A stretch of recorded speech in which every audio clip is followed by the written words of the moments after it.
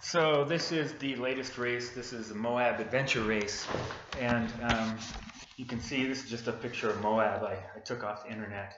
But then you can see the race start. So there's about 100 people. We all start in this like cattle in a pen, and then they open up the pen, and we all go running across the stuff, the field, and then we get to this rocky area. You can see. It's pretty cool terrain. It's really, I think there was about 6,500 feet of climbing total. So not all at once, but you climb some small hills, you climb some big hills, and there's lots of places you have to get off and walk. But you know what I noticed? The trails that we did weren't any harder than the trails that you and I did up in Wyoming when we went to Kurt Gowdy State Park. That day that we biked to the waterfall. I mean, there were places we had to get off and places we fell and places that were no problem whatsoever. So, so then there's a picture of me. You can see I'm riding my mountain bike. They had some crazy terrain. You see this guy here perched on the edge of a cliff. I did not go that close to the edge. I think he just did that for the picture opportunity. But I have no desire to plummet to my death at this point in my life. For sure. So then there's some more mountain biking and some more mountain biking down this really cool area that looked like where riverbeds had washed out, right? And then some more biking and some more biking and some more biking, right? So then we have to get off the bikes and we have to get in a kayak, and so that's a picture of somebody else in a kayak. You rent the kayaks. So everybody uses the same kayak because there are racing kayaks that are really swift and fast, and then there's kayaks that you blow up and they're kind of like big, long, skinny inner tubes, and they're not so fast. So, so anyway, then you do that for 15 miles, and I think the first mountain biking part was 15 miles. And so that's pretty cool. Most of the water isn't too difficult. This is probably a picture of the more difficult part of the water. And then, when you get to the end of that, you have to rappel down 300 feet. I've only rappelled once before in my life, and that was the last adventure race, which I did, which I won first place. I'll tell you about that later. But here's another picture of rappelling. It's a little scary. Like, it's a little scary until you get going, and then it's kind of fun. I'm not afraid of heights, really. I am afraid of falling from a great height, though. So then you have to start running, and we had to run, I think we had to run about 8 miles. So you start out pretty tired, and you got to go up this big hill, and then there are places like this guy where you have to jump over stuff. And it reminds me of this picture of you jumping over stuff. At Anderson Farms that same day we went ballooning and zombie paintballing. And then there's some more running, which you can see here. And then, so finally there's a picture of me. And that's me, not at this race, but the last adventure race I did, which was in August. I did this adventure race where let's see, the first thing in the race was running. And so I won this one, right? And I had it in my mind to do like the hardest push I'd ever done in any race of my entire life. Hey, so here's the Glenwood Springs Adventure Race story. It was in August. So I'm at the car. I'm about a quarter mile from the start, which if you run pretty fast, that's about 2 minutes. I'm putting on my backpack, and I hear the start gun go off. And so, I say some words which I probably can't repeat, and I start running for the start, and I see everybody taking off. So as I'm running, I'm thinking, wow, okay, now my intent was to do really good in this race. How am I going to do that now? Because I'm already coming from behind, and I got to work my way past all these people. And the run was about 6 miles, and it started out kind of flat fields, but then it was all uphill like this. It was crazy. You climbed about 2,500 feet. That'd be big building. I don't think we have any that tall in the world. And so I'm running, trying to get to the start just so I can start.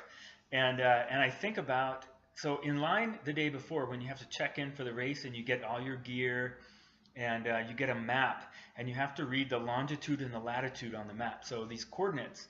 And then you have to plot on the map where 12 different checkpoints are, and you have to, in the race, you have to like look at the map while you're running or biking or kayaking or whatever and navigate to the next coordinate out in the wilderness, because there's a whole bunch of trails. So if you get on a trail, your trail may take you a long way to get to the next coordinate, or over, you know, a really steep hill or something, where if you took another trail, you could go kind of straight and flat, and you can see on the map where hills are and where flat things are and stuff like that. So I remembered, wow, standing in line, I heard the race director tell somebody, well, that, you know, really, it's the people who get to the top of the run, the top of that hill first, who are going to do the best in the race, because after that you have kayaking and rappelling and some more running and some mountain biking. But when you get to the top of that run, you have rappelling next. And we only have 2 rappelling lines, so only 2 people can go at any one time down this 300-foot drop into a cave, by the way. It was really cool. And so I'm running, and I realize there could be people standing in there for 5, 10, 15 minutes, standing in line waiting for their chance to get up to the rappelling, and they get all their gear on, and then, you know, you rappel over a cliff and backwards, which is fun. And I realized, okay, I have to run as hard as I have run in probably 15 years to get to the top of this hill. I have to beat almost all of these people, so there's only a couple people ahead of me. But if I do that, I could get a head start, 5 minutes on some of the people, 2 minutes on some of the people, maybe 10 or 15 minutes on some of the people who maybe aren't really super strong runners. And if they are a strong runner, I got to get there before them, because that'll give me a head start on the rest of the race, and then I might have a chance. So I ran so hard up this hill,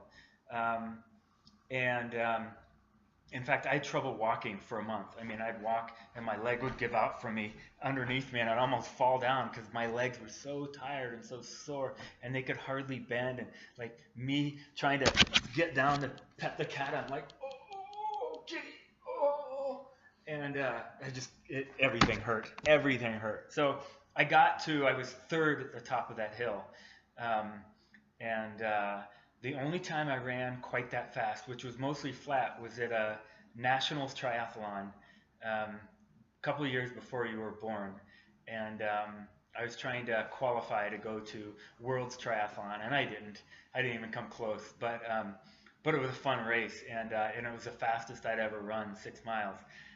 So this was the second fastest, and it was uphill. So then we rappelled down, which I'd never done before. I'd never rappelled in my life, so I bought some rappelling gear. There's a harness and stuff, kind of like the things we wore, pretty much like the stuff we wore when we went ziplining in Kentucky last spring.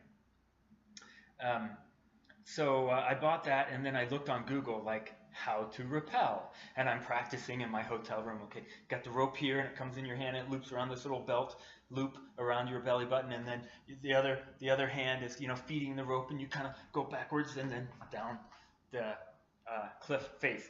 So we get there, and there's 300 feet of rope dangling down behind me, and you end up, you rappel down, and you end up on this little ledge about this deep from the cliff face, and then you're right in front of a cave, and then you have to throw off your gear and throw it in the backpack and then run through this cave. And it's a commercial cave, like the stuff that you and I saw in Kentucky. You know, there are lights and things like that. But it was cool. It was like 10 minutes of running through this cave, and so many cool sights. It's like, oh, maybe I can come back and see that. And then you come out of the cave, and then you have to run kind of back down to where the race started. And then you went mountain biking next. Is that right? Yeah, mountain biking. So I jumped on the mountain bike, and I mountain biked all over, and got lost twice, which meant for some extra mountain biking. And it was all in wilderness, except for the last like 5 miles of mountain biking was through the city of Glenwood Springs, and then down this bike path along this raging river. Well, it was kind of raging.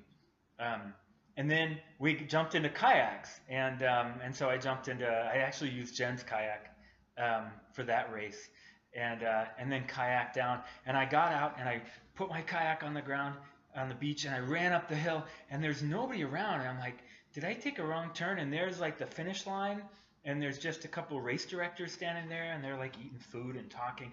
And I go and I cross the finish line, and I look around, and I'm like, did I miss a leg of the race? And I show them my you have this little booklet, and in the booklet there are all those 12 checkpoints that you had to go to, and each 12 of the 12 checkpoints had a different shaped hole punch hanging from a tree. So somewhere out in the wilderness there's this tree, and there's this little red flag, and you have to, like, while you're sweating and breathing and you think you're going to pass out from lack of oxygen, you have to keep your eyes open for these things.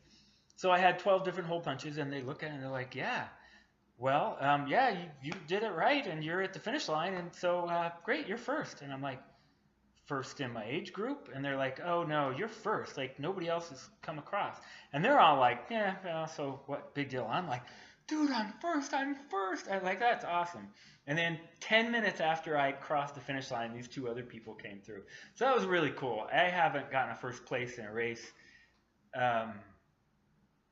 wow, ever. Like, not these kind of races or triathlons. I've gotten first place in my age group.